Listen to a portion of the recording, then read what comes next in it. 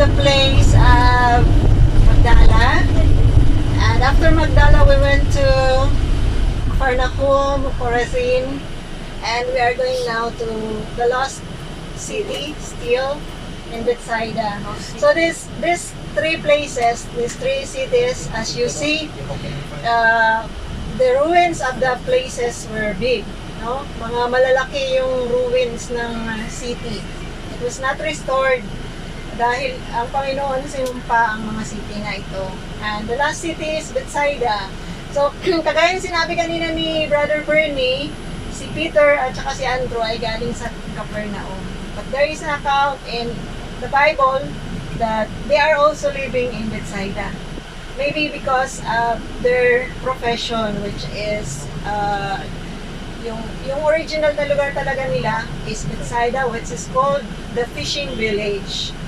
At si Philip din, yung disciple na si Philip ay galing din po siya sa Bethsaida. So itong tatlong disciple were from Bethsaida.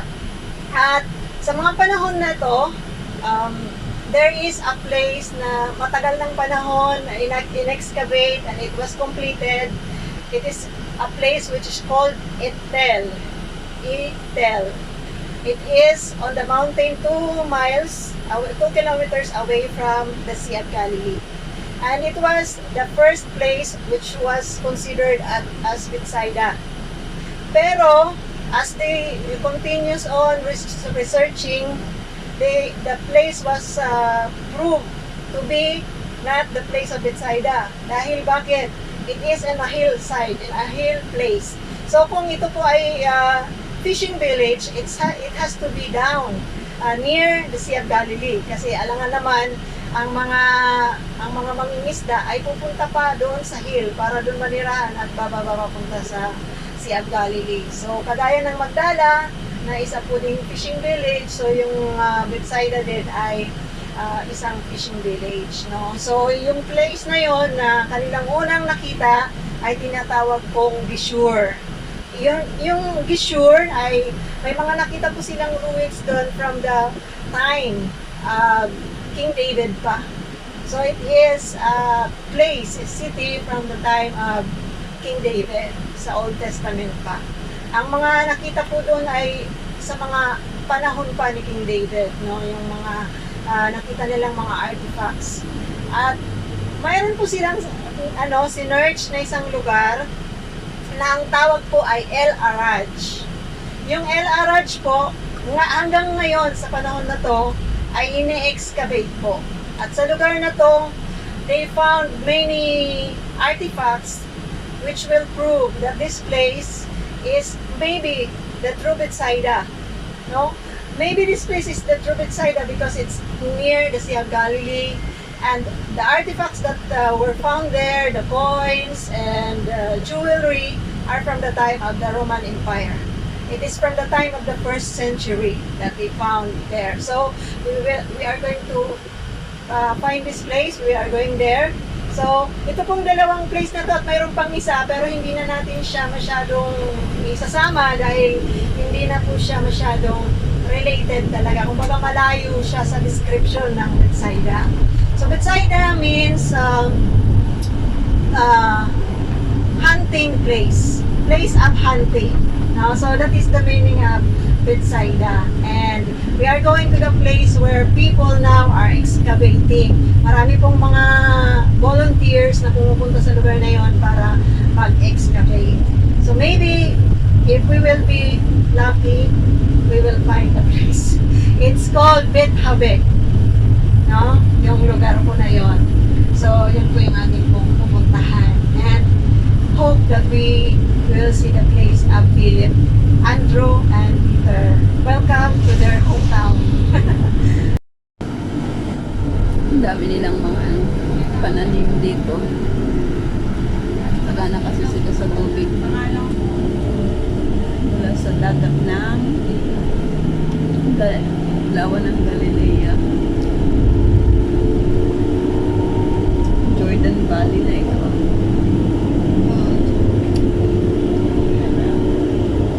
Ang dami nilang mangga, oh. Walang mangga.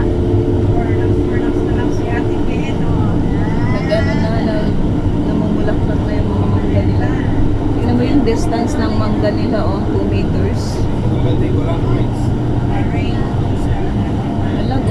pala. Hindi ba yung Jordan River? Wala siya. Hmm. Taxrin na. Hindi pa ako nakapunta dyan. Sa Taxrin? Pwede ba papunta tayo? Ha? Nagdamit tayo ng ano Taxrin. Ayaw. Nag-costume tayo Taxrin. Iba naman yung alam, Catherine. Ano, Betsaida? Ito na tayo Betsaida. Oo, pero Hanap natin. malayo kasi yan sa ano eh. Malayo kasi yan sa river. Paano sila Kaya nga, paano naging yun? magkakampo dyan? Sabihin ni Peter, ang hirap naman ito, bumaba tayo sa Capernaum. Pero baka may bagsakan dyan. Diba, pwede rin, di ba? Kasi daanan yan eh, nang papunta sa Europe, papunta sa ano. Sa Capernaum kasi sila nag-transfer ng lugar. Hmm. Dahil yun yata ang city center nila. Wala namang talagang nakakaalam. Maliban sa Diyos. Kahit si Julius, ano, Si Flavius. ha? Flavius. Ha? Josephus Flavius. Ayun, yung Betsaida, plain ng Betsaida, dyan daw nagpakain ng 5,000.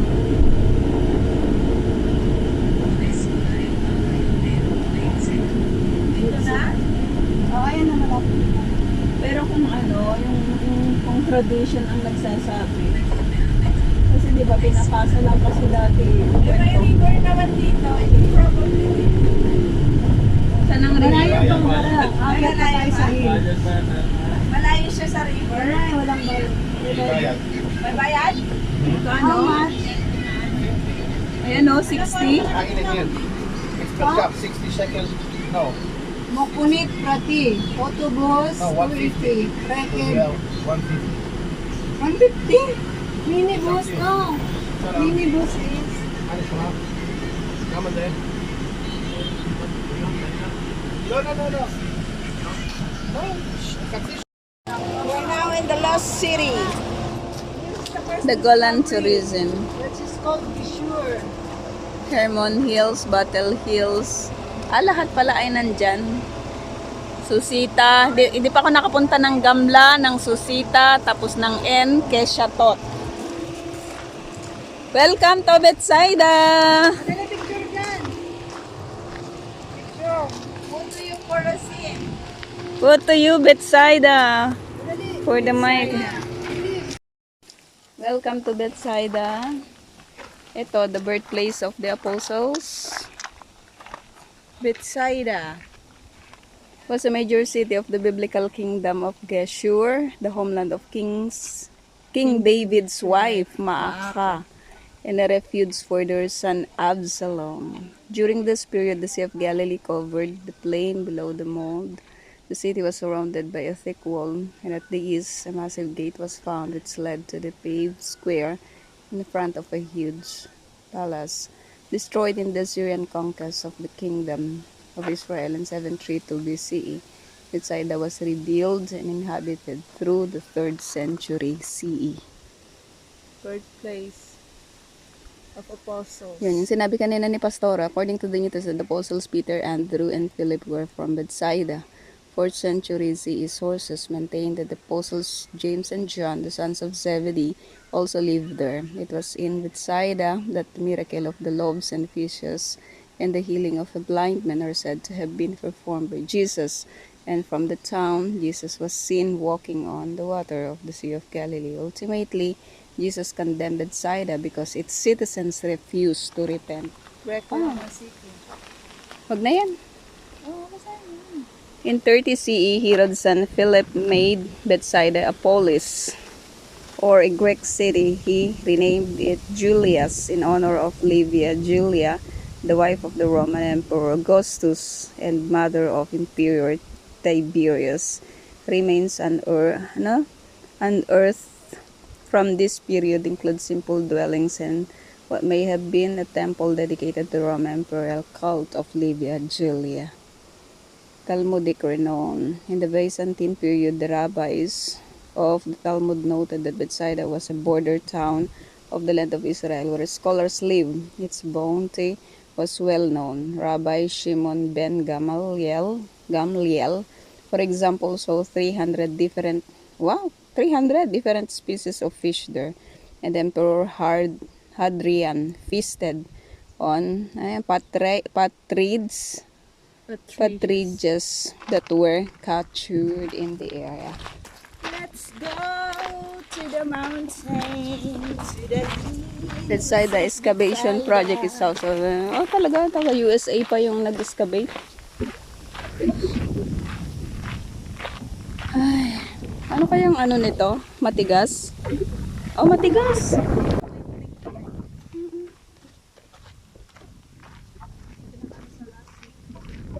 Hindi siya lost city, it was found. Talaga one is the lost one. Layo naman ang kanilang layo naman ang kanilang fishing pero pwede rin, di ba? Kasi baka marami din baga parang branch ito ng Capernaum. Maraming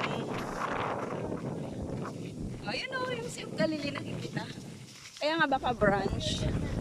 Wala, kasi dito na yung mga Syrian. Ano meron dito? Ganyan din. Maricos.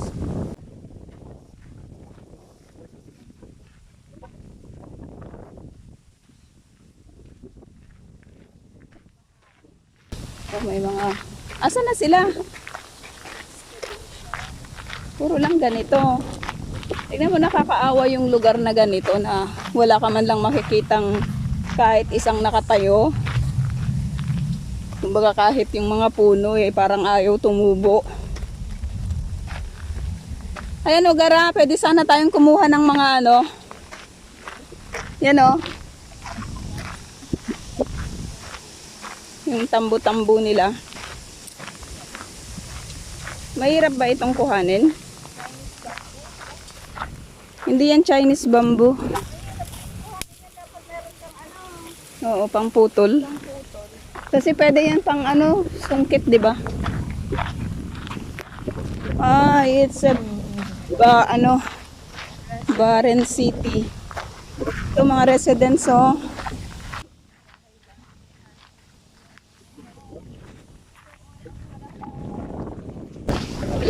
Curse yung mga tao dito. Nagkandamatayan. Lost City.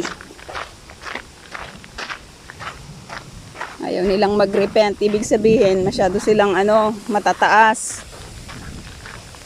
Fisherman's house. Jesus was walking by the Sea of Galilee when he saw Simon and his brother Andrew at work with casting nets in the lake where they were fishermen. Jesus said to them, "Come follow me and I will make you fishers of men." At once they left their nets and followed him. Mark 1:16-18.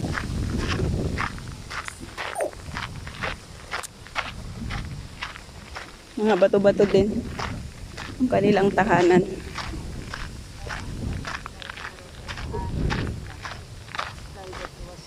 Oh, palace. Iron Age. Courtyard that did the city gated wide entrance open. And hall is surrounded by 8 service chambers. The palace is Neo-Hittite Aramean style that was common in the Iron Age, 10th to 8th centuries. Mga mas bago na. Eucalyptus ito. Pang kuha tayo ng eucalyptus. Ang baho. Pang mga ipis. Dala tayo mamaya. Yung mga sanga niya.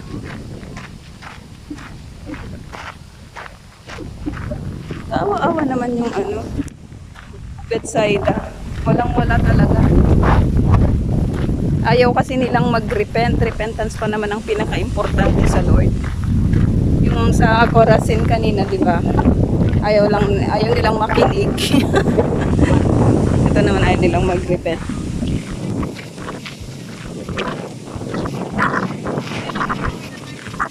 Ala, si Ate Cynthia, bakit ka nahiga? Pupunta sa ulo mo yung ano, init. Upo lang.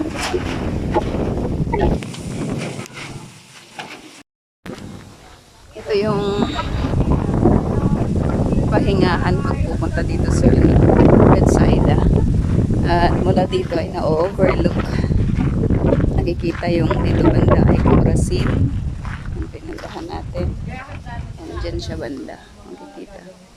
Corazin. Tapos dito naman sa kabila. Beatitude. Yan naman yung kanyang direction.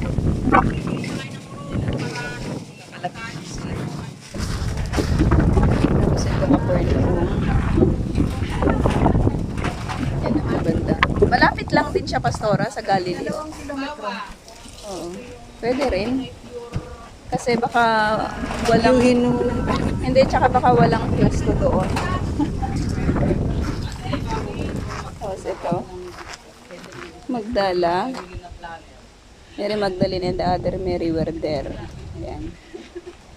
Dito naman siya banda. Magdala. Ito, Tiberias. Boats from Tiberias, however, came near the place where they ate the bread after the Lord had given thanks. John 6:23. Doon naman siya banda. Nakikita dito mula. Dito yung Sea of Galilee. Tapos ito naman, the Sea of Galilee. Jesus was walking by the Sea of Galilee when he saw Simon and his brother Andrew at work, casting nets in the lake where they were fishing in Mark 1:16. Ang dati. Tapos ito yung Pursi. Then they arrived at the country of Gerasenes, which is opposite Galilee. Opposite Galilee. Ito yung Hippos. The men went off and made known throughout the Decapolis what Jesus had done for them.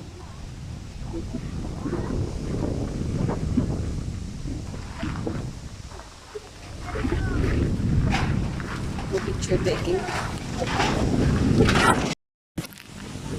Wala talaga. Mas maganda pa yung Corazin, ano, kaysa dito. Ito wala talaga, oh. Wala man lang kahit isang struktura na pwede mong masabi na ano, nakatayo hanggang ngayon. Sacrificial high place. The inhabitants of the kingdom of Geshur were Arameans, and the high places and ritual objects reflect the religion. On the sacrificial high place were found fragments of basins, on the altars, and an incised stone depicting a crouching bull. In the pit near the high place were bones from sacrificial animals like that in Leviticus 11. High place. Ay, wet.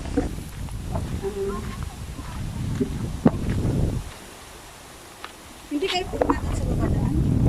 Nasaan? Doon sa nagpahimahan nila sa mga nagaan. Anong makikita doon? Ewan ko. Bakit may snake yan? Parang snake show.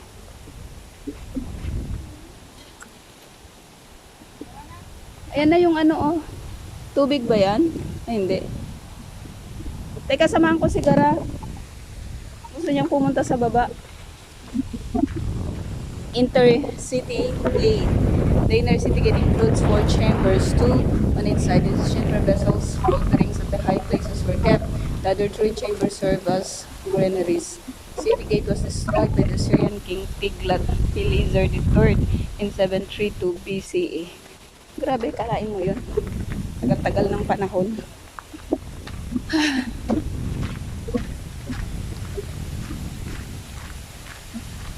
Samahan ko si Gara. Kasi wala siyang kasama.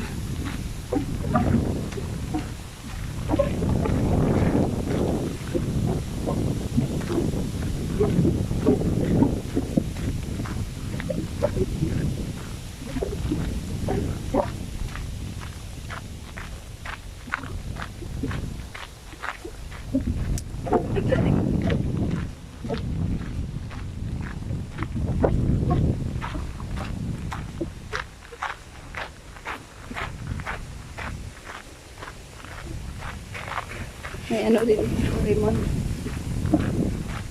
Kahit ganito lang yung ano, magawa na parang maganda rin siya. Tutugtungin lang.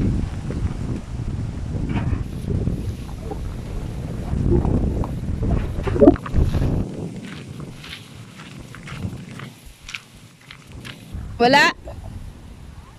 Wala na?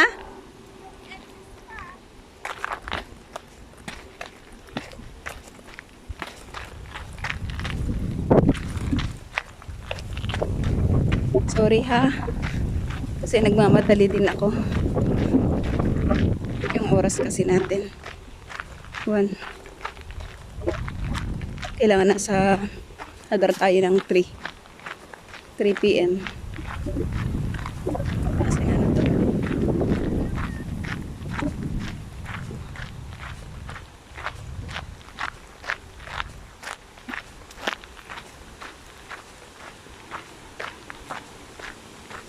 Ano bang meron dito, gara? At gusto mong bumaba? Ang init-init.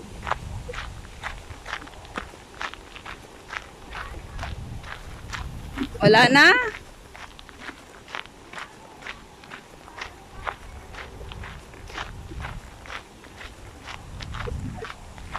Grabe. Launa po ng hapon. Pero ang init-init dito. Teka, mag-sombrero pala ako. Maano kasi? Ah? Ano yon? Ano ba yon? Titignan? Anong titignan? Ano yung NMIS pa? Eh, hindi mo pala alam. Tara na. N daw eh, N. Hindi naman N. Tika mo, oh. Grabe, ang red. Wow, red. Hindi black. Hindi black, red.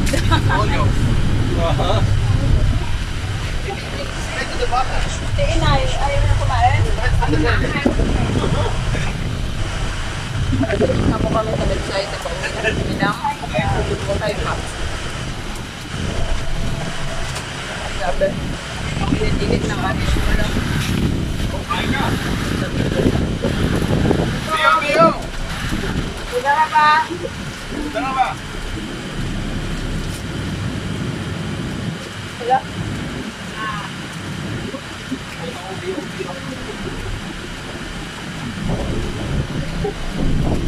Ay, asyam po.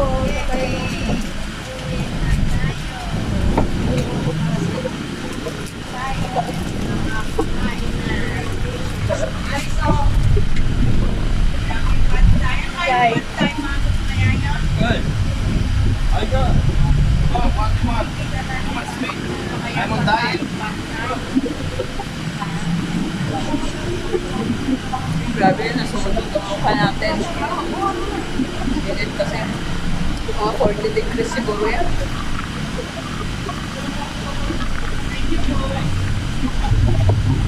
May tubig ka, Angel. Ayos ka lang. Ayos ka lang ba? Opo.